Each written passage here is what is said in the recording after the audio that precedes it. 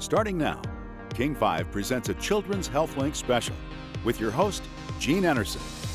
Welcome to the Playroom at Seattle Children's.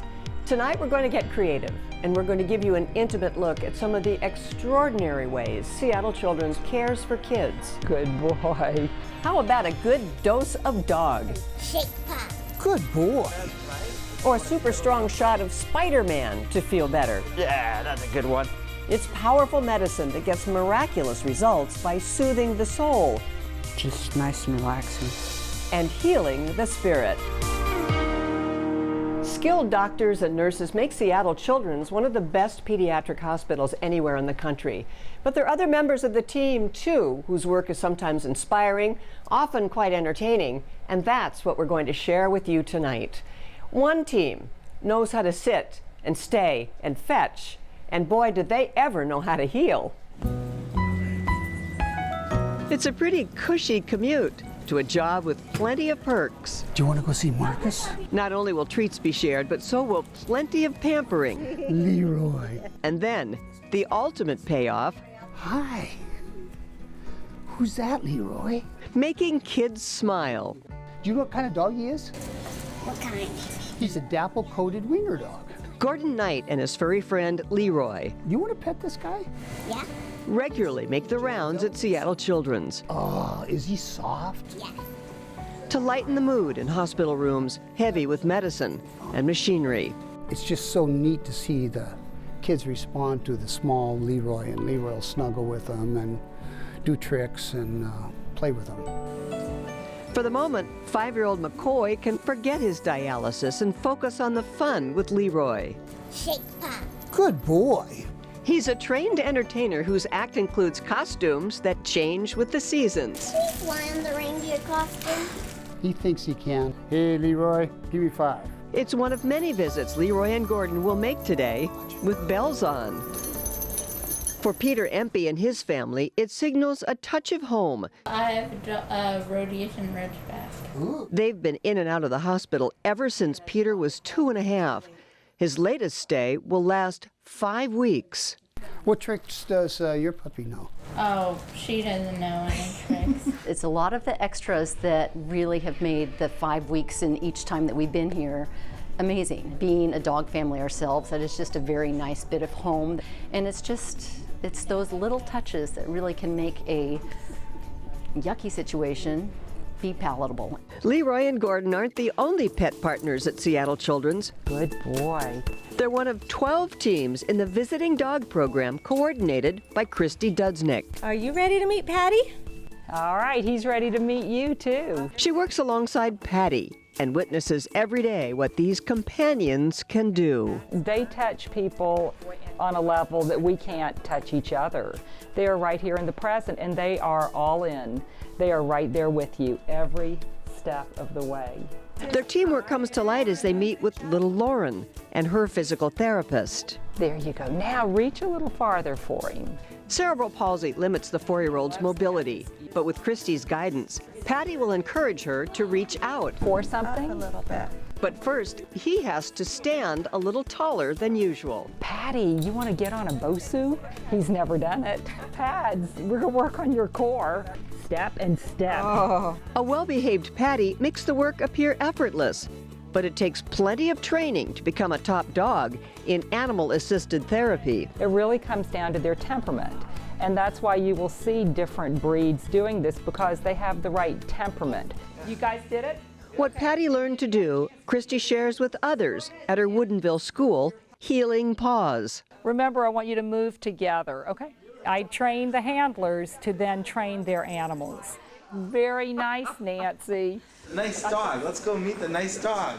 They are people who are coming to the class from all walks of life. As for the dogs, they come in all varieties too. I tell you, he looks mighty proud of himself. All sorts of breeds, even mutts, have graduated from Christy's program and succeeded in the work Patty begs to do. Who wouldn't love, a job like he has, with people loving on him and telling him how beautiful he is, and he gets his paychecks right on the spot. He doesn't have to wait for the mail. And everyone around him benefits too. You ready? Get it, Pads. Good boy. Big, little, he's so heavy. Kids or adults, there's nothing quite like a good dose of dog Doesn't he feel soft? to heal the spirit. And we actually get more out of it than the children. I get a feeling of accomplishment and giving back. This is a passion, and I have seen miracles happen because I'm standing on the end of the leash, and I'm witnessing what my dog can do where I can't. Patty, bow. There it is. The dogs and their partners take turns visiting the kids. They're part of the Child Life Department here at Children's, which offers a whole variety of therapeutic play, and sometimes that means making music. The simple strum of a guitar strengthens Abby's weak arm, not the one in the cast, the other one making music. Can you reach it way up high? Basically moving that arm that she has a hard time moving. Should we try a different instrument? Okay. Baby beluga in the deep blue sea, swim so wide and you swim so free. Music therapist David Knott conducts Abby through a series of exercises to give her arm a workout. Nice, I like the pattern. But when it's this fun, Abby doesn't even know she's participating in doctor-prescribed therapy. I hope it's entertaining, but beyond being fun, we like to look at what can be functional about using the music in this setting. The idea is that you are forcing use with their affected arm or affected side, and that this causes changes in the brain that mean that there's functional improvements. And then we play as best we can. In another area of the hospital,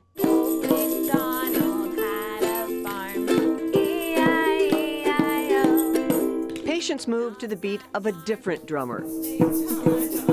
In this jam session, music not only entertains 2-year-old Justin,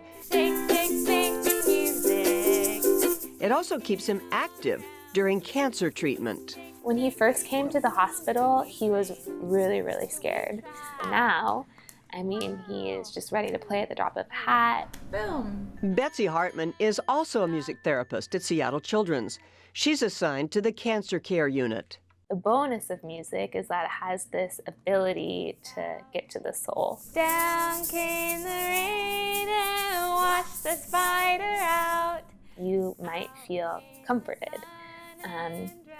You might feel relaxed. You might feel taken care of. Or I've had one kid describe it to me as, I feel like the music gives me a hug. And then the A minor. It brings comfort to Stu Winter.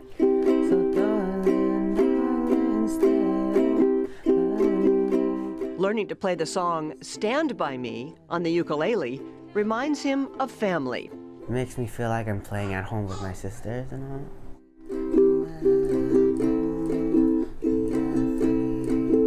He chose a song that made him think about his family and made him feel like he was at home. So that's a positive thing for him to be thinking about. What Stu learns from Betsy today, he can revisit when no one else is around.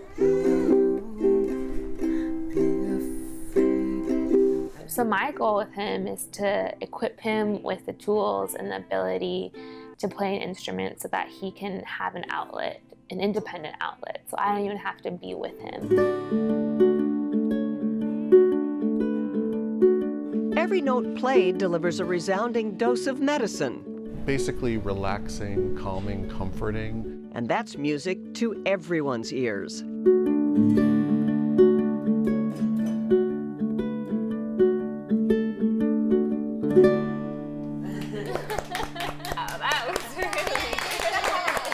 David and Betsy not only work with the kids, but they team up with the caregivers as well. And as you're about to see, their impromptu performances set the scene for alternative treatment that can come at the most trying of times. Hearing that painful cry of 3-year-old Maddie breaks the heart. She hurts from a destructive genetic disorder, and there's only so much medication can do. Even comforting from her mom, Megan, can't make it all better. But there is help. An impromptu performance by music therapist David Knott and tender touches from Liz Artola. Hi, sweetheart. Within minutes, Maddie calms down.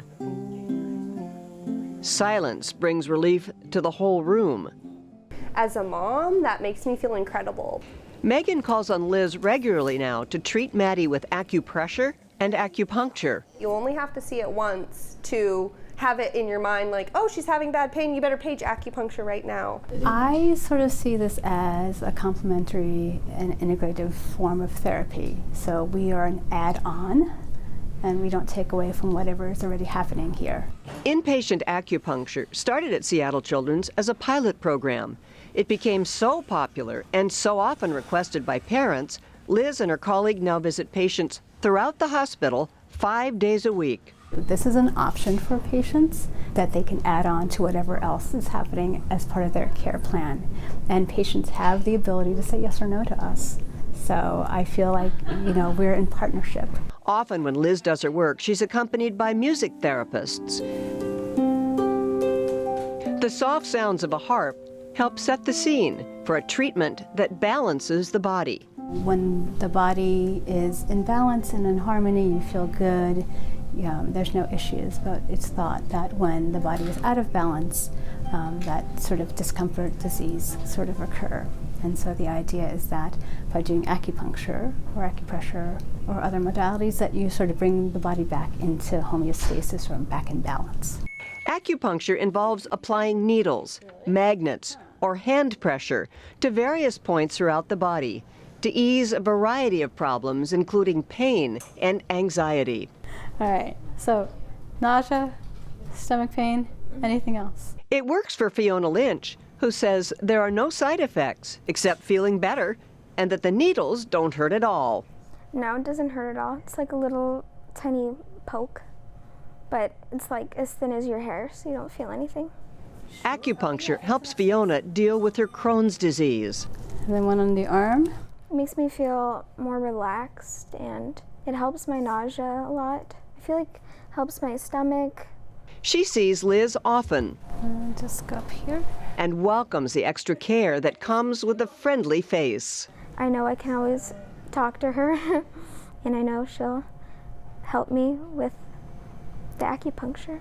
And while acupuncture is said to get the energy flowing within the body, sometimes what kids need is just to let it out, to express what's on their minds. And they get to do that through the power of words. I can drift away in a different world I know exists. I would grow until I touched the sky. Throughout Seattle Children's, words flow. It is what keeps us going through this long journey in life. Hopes and dreams echo through the hallways and the hospital rooms. So loud that it even calls thunder.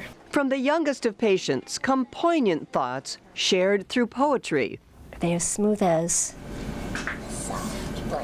A soft blanket. Some students may be reluctant at first to put pen to paper. Are you on the top of a rooftop in the city? But with the guidance of professional poets, their creativity finds freedom. These are things that help kids remind them that they can, in fact, continue to move on despite the situation that's brought them to Children's, and participate in an enrichment program like any other school might offer. It just happens to be in the middle of a hospital. Brian Ross was instrumental in bringing the Writers in the Schools program, or WITS, to Seattle Children's. So was Cheryl Arnett. Some patients will even say that the WITS program has changed their life, being able to create that poetry and that piece of art. Just the saxophone is called his hope. Poet Ann Teplick shares her expertise in the hospital's classroom, while Sierra Nelson works one-on-one with patients confined to the cancer care unit. Okay, I'll try. She helped a 17-year-old Mariah McHenry write her very first poem. It was called The Lake, and it was about me sitting in my hospital room, and I could see the lake, and I just always wanted to go outside, and it kind of gave me hope, and then I get to share it with people. My last day in the hospital, I looked through my window and I saw the lake. Now I could see hope. It takes courage, not only to write the poem, but to read it out loud. Hope is powerful with great jaws. and he does not shy. At a noontime event, these young riders celebrate their newfound talents I rise. I am free. and the power of words. You can't eat, stomach aching, vomiting words of courage. You are a warrior. You are hope. I could feel the power of resilience within me, and I felt free. This writing program isn't reserved just for the patients. Now the parents can get involved as well. It starts with a prompt, a question. What kind of cancer does she have? To get Megan Holt thinking. Responding to that question, she doesn't have cancer, it's worse. Sitting privately with writing coach Jean Enersen, Megan spontaneously shares what's on her mind. Catching breaths as we can. And then puts pen to paper.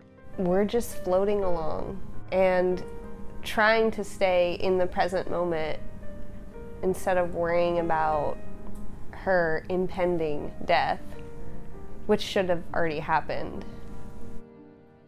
Megan is talking and writing about her daughter Maddie, the 3-year-old we saw earlier in the program. A disorder called Zellweger syndrome will take her life. Megan wakes up to that nightmare every day. I remember her having her first code and watching her turn gray. But a new writing program at Seattle Children's is helping Megan unlock trapped emotions and expose them through words. And it can be really simple, but it's usually really powerful. And so it's something where it's giving me an outlet to get rid of all this stuff that I used to just bottle up. Encouraging parents to express themselves by journaling. That was amazing. Yeah. So powerful. Yeah. Comes from the Pediatric Advanced Care Team and consultant Julie Arguez. This is a bit of a forcing factor for them to take time and space and think, what really do I need so that I can be here and present and well? That's also really nice about the writing is I start in one place and then by the end I'm somewhere else. There's a sense of calm that comes, there's a sense of relief that comes, there's a sense of acceptance even sometimes that comes. And that holds true for Megan, who now speaks her truth by writing it down. So when people say, you know, you're so strong, I don't know how you do it, this helps me do it.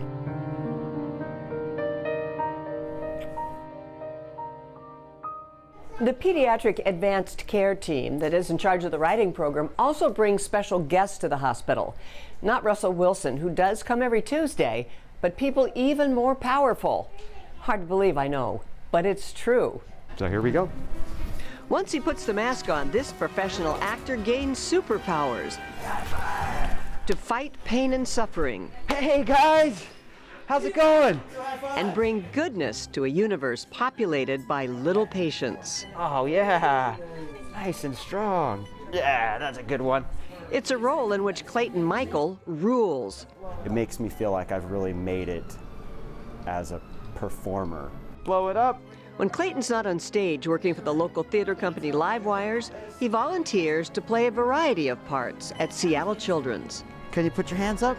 Including Spider-Man. And kick back. That's called the Spider Relax. The surprise performance comes with a strong message to help 5-year-old Luis overcome the evil of illness. You're getting better and stronger every day. I can see that right there. What I usually do is talk to them about what superheroes do and how you don't have to have superpowers to be super. Hey, you're real super. You can help other people too, right? Sometimes Clayton doesn't need to deliver any lines at all. And now it's time for me to change into Elmo and entertain some other little kids. An unexpected performance by Elmo not only tickles 4-year-old Stevie, it fills the whole room with laughter. In this world, there are no small parts, just caring actors with big hearts. Yay! Clayton learned that after visiting a patient at the hospital in the most tragic of times. A child who was dying. Even a superhero couldn't conquer cancer that day. So I got to come as Spider-Man and spend the last probably few minutes with him. That will be with me forever, and it's why I come here. The motto of Spider-Man rings true with each and every visit. With great power comes great responsibility. And you hold your fingers there just like that. There you go. Now we all got it. It can make the weak stronger. Shoot over there. And the spirit mighty for the good of all. It makes me feel like a real superhero. Although I don't have superhero powers. Let's do a hug. All right, I gotta be going. You stay strong like that, all right? We'll see you later. Bye, Spider-Man. Bye. On any given day, you might even see Spider-Man swinging through the playroom. This is a place where patients and their siblings come to have fun and escape into the world of paint and Play-Doh. And if they can't make it here to the playroom, well then arts and crafts will come to them. A medical cart loaded with supplies arrives at the hospital room of 12-year-old Selfie. Knock, knock. The cart is stocked with everything she needs right now to feel better. But there's not an ounce of medicine on board. Red, blue, gold, Instead, white. Hellena Hass brings pots of color, pads of construction paper, even googly eyes. Yeah! Googly eyes! Selfie wants to build a bridge out of cardboard. The blue stuff is gonna be like the water. And Hellena will help her do it. She's one of 2 art therapists at Seattle Children's. So when we come in, we offer art materials as a way for the kids to feel comforted or perhaps distracted if they're feeling any pain or anxiety. And the googly eyes that I have are supposed to be like sharks, whales, and these are like supposed to be like the pillars that connect to the bridge that hasn't got finished yet. Bridges actually help me to see that if people are afraid of heights, anything can actually help them get rid of their fear, so you're stronger than your fear. And we're really helping kids express whatever's going on in their life in that moment in the hospital. As you can imagine, it can be very traumatizing. So far, I think it's good. And the ability for us to offer choice for the kids is important because so much is dictated to them as far as their treatment. That'll hold for now. And it's really important to help the healing process that people are relaxed and engaged. It lets imaginations run free and invites Selfie to share her thoughts in creative ways. So I'm trying to do a lot of stuff to make stuff that can make anyone happy. How does it make you feel when you do art? It makes me feel like I can do anything that I can. All sorts of stuff can be communicated through the art, and sometimes it's important. It gives us insights into what's going on with a child, and sometimes we bring that up with them, and sometimes we just kind of work behind the scenes to make sure that whatever they're feeling, those needs are being addressed. Rosalie Frankel also interacts with patients through art.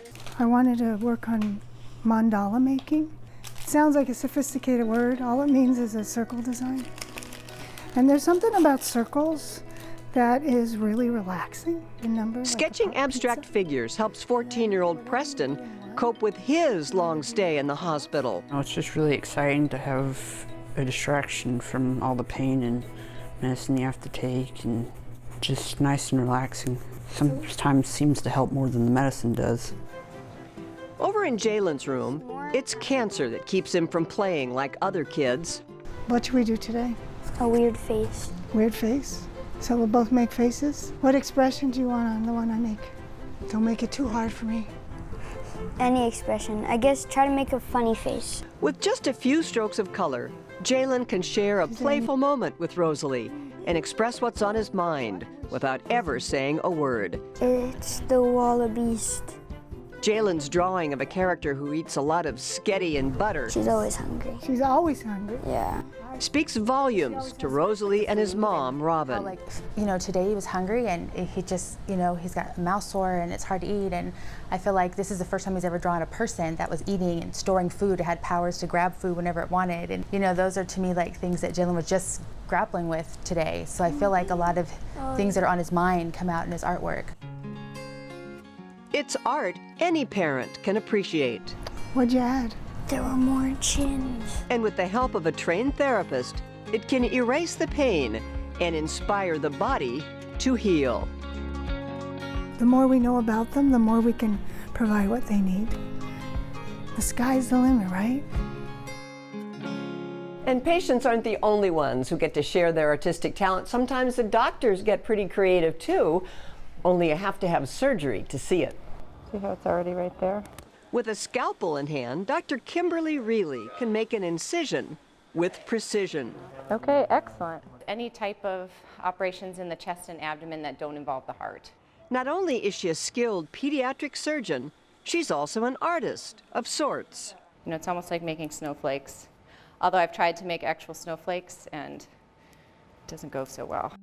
Dr. Reilly knows she's no Rembrandt. No, I have no artistic talent. But even so, she creatively snips bandages, little heart, and then displays her art where it can be best appreciated. At the end of the operation, after everything is closed up, I cut a little shape out of a piece of gauze and put it on as their dressing. And that just goes, you know, right on the belly button or wherever the surgical site was. Dr. Reilly's gallery of work includes everything from trains to trees. Hearts and stars are the most common ones that I do because you can make them small. In babies, a lot of times I'll do like a train engine or a duck. Bandages designed by Dr. Reilly match the interests of her patients. There was one girl who was really obsessed with the band One Direction. So for her, I cut out a gauze with their logo on it, the 1D, couple cc's of half plane. Today, Dr. Reilly performs minor leg surgery on a little girl, and she plans to cover the stitches with one of her cutouts. I'm gonna try to make a flower. Maybe this is salvageable here. Make a flower. It may not be ornate or elaborate, but in the eyes of the beholder, it's beautiful. There it is. A way to ease the pain of surgery for patients and their parents. I almost want to remind them that their child is going to get better and get back to the things that they normally like to do. And I think, you know, when she looks down and looks at her surgical site, that's what she'll see, and hopefully that makes it a little bit easier. I hope she'll like it. I think it looks okay. It's cute. She's a cute little girl, so hopefully she'll like it. Well, you know the patient will love it. It's just another way that Seattle Children's is healing the spirit. All the programs we've shown you tonight, the music, the art, the poetry, they all rely on your support and your donations. So if you'd like to help out or if you'd like to find out more, please visit our website, king5.com, and we'll link you over. And as always, we want to thank the patients and their parents for sharing their stories with us, and we want to thank you for joining us. I'm Jean Enersen, King 5 HealthLink, linking you to better health.